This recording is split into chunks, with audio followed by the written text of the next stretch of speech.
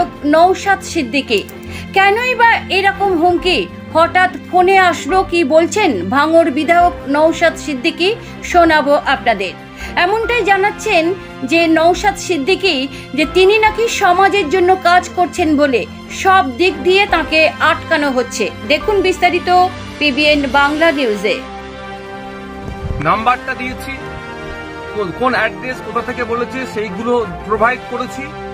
আমি আশা করছি রাজ্য সরকারের রাজ্য প্রশাসন এটা সত্য উদ্ঘাটন করবে। তবে একটা কথা, আমি ন্যায়ের পথে আছি, অন্যের বিরুদ্ধে লড়াই করছি। তিলোত্তমা থেকে শুরু করে সাবির মল্লিকের যেভাবে হরিয়ানাতে পিটিয়ে খুন করা হলো তার বিরুদ্ধে কথা বলেছি। আবু সিদ্দিক হালদার, শিকারি মোড়া, বিভিন্ন ইস্যুতে যেভাবে মাঠে ময়দানে লড়াই করছে এবং বিধানসভার মধ্যে কথা বলছি, অনেকের কি গাপ্ত দেওয়া হচ্ছে? আমাকে থ্রেট দেওয়া হচ্ছে? আমাকে